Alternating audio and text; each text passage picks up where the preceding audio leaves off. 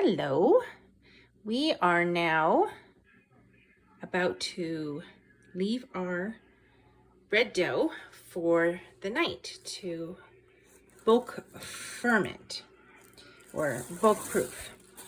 So this dough times 2 has been stretched and pulled about 6 times. I started around 8 and it's 11, and I'm going to do it one more time before I essentially put it to bed for the night. So I'm on my own here, so I'm gonna try and do it so that you can see it as I do it, but I'm also going to fold it because I want you to see just how much this dough has changed. So with each half hour, it got more and more elastic. Like, look at that, pull and fold and pull and fold. And just keep wetting my hand so it doesn't stick. Pull and fold. It's such a beautiful dough eventually. And it's very different, I think, than sort of traditionally kneaded bread. It's just plusher, softer. And so I'm going to try and do this with one hand, because this is how I rest it for the night, is I flip it so the smooth part is on the top. So here we go. Yeah, so now you can see, just going to tuck it in,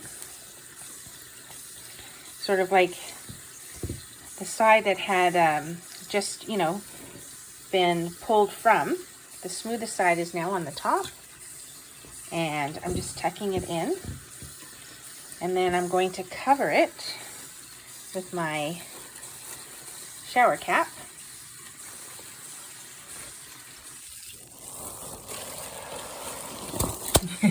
Okay, so literally this is going to sit all night.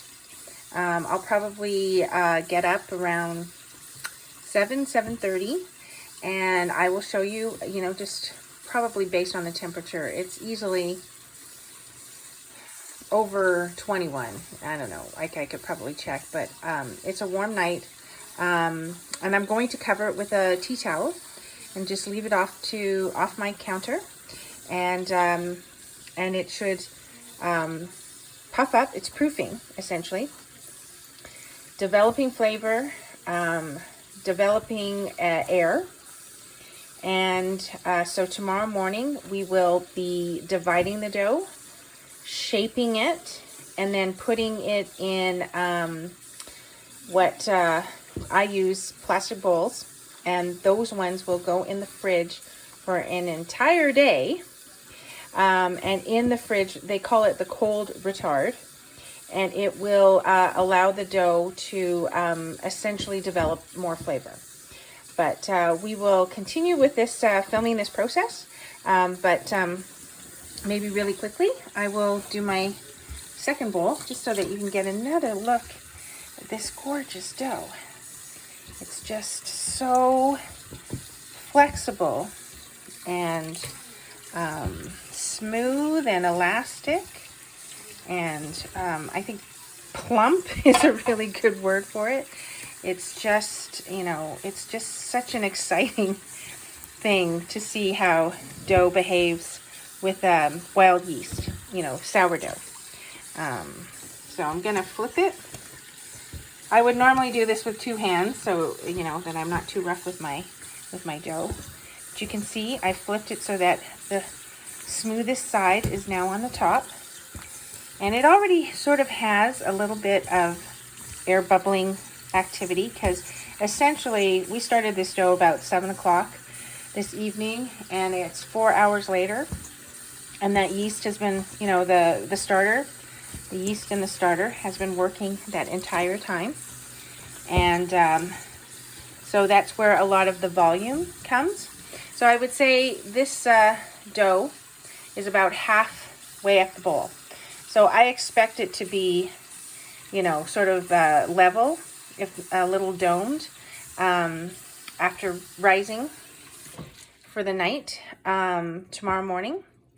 And if it was really warm, probably, you know, warmer than 25 degrees Celsius, it will explode. And unfortunately, that's probably an indication of overproofing. And so, you know, I will be watching the temperature, and I will not make bread on the warmest days. And if I do, I'm really going to have to adjust the bulk ferment time. Either I will do part of it in the fridge, or I will do it during the day so that I can actually time it properly. But right now, I think if we both stay in fairly moderate temperatures, maybe 22, 23 at the most, if that's kind of your evening temperature, then it can definitely stay on the counter for, you know, 8 to 10 hours even. But mine is going to be about 8 hours, 8.5 hours. So we'll see it tomorrow. Anyways, I hope you're enjoying these videos. It's kind of interesting to talk about this process and see it happening like this. And I hope you're enjoying it. So good night. Good night to our bread dough, and we'll see you tomorrow morning.